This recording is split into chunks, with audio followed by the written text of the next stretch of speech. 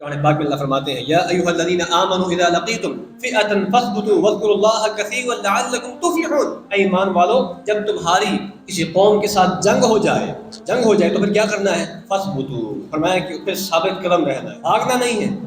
نہیں ہے، کیونکہ رسول اللہ صلی اللہ علیہ وسلم نے کبیرہ گناہوں میں سے جو انسان کے اعمال کو تباہ و برباد کر دیتے ہیں ان میں سے ایک گناہ میدان جنگ سے فرار حاصل کرنا، اس کو بھی قرار دیا ہے۔ اس لیے یہ تو ہماری تمنا نہیں ہونی چاہیے کہ جنگ کا آغاز ہو جائے۔ جنگ جو ہے یقینی بات ہے کہ وہ بہت ساری مشکلات کو، بہت ساری مصیبتوں کو لے کر آتی ہے، آسان نہیں ہوتا جنگیں لڑنا، بالخصوص آج کل کے زمانے میں جنگیں تو ملکوں کو مفلوج کر کے رکھ دیتی ہیں، معاشی طور پر بھی، اور انسانی جو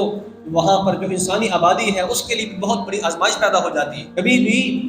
جنگ کی تمنا نہیں کرنی چاہیے۔ حدیث کے الفاظ کیا ہیں؟ اللہ کے رسول نے فرمایا لا تتمنوا لقاء العدو واسألوا اللہ العافیہ، فرمایا کہ کبھی بھی دشمن کے ساتھ جنگ کی تمنا نہ کرو، یہ نہ کہو کہ اللہ کرے وہ ہم پہ حملہ کرے، یہ بات نہیں کہنی چاہیے، اللہ سے عافیت ہی مانگنی چاہیے، اللہ سے امن ہی مانگنا چاہیے۔ لیکن فَإِذَا لَقِيتُمُوهُمْ، فرمایا کہ اگر تمہارا ان کے ساتھ جنگ ہو ہی جائے، وہ تم پر حملہ کر بیٹھے، تو پھر ظاہر بات ہے دفاع تو کرنا ہے، اور اس موقع پر فرمایا فَاصْبِرُوا، اور اس موقع میں تم نے صبر کرنا ہے اور مکمل طور سے تیاری کر کے جنگ کرنی ہے، اور اس بات کو جان لینا ہے کہ ان الجنت تحت ظلال السیوف، کہ اللہ نے جنت کو تلواروں کے سایوں کے نیچے رکھا ہے۔ ہر مسلمان جو ہے وہ اس موقع پر اپنے وطن کے لیے، اپنے ملک کے لیے، اپنے اہل خانہ کے لیے، اپنے خاندان کی دفاع کے لیے وہ میدانوں میں نکلے۔ وہ یہ نہ دیکھے کہ خالی ہماری افواج لڑ رہی ہے، نہیں، خالی افواج نہیں، وہ تو 8 لاکھ 6 لاکھ جو آرمی ہے وہ تو اپنی جگہ پر ہے، لیکن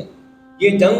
اللہ نہ کرے اگر ایسا معاملہ بنتا ہے، لیکن اگر ایسا ہوتا ہے تو پوری 22 کروڑ 25 کروڑ عوام کو اس جنگ میں شریک ہوگی، تب جا کے معاملہ ٹھیک طرف جائے گا۔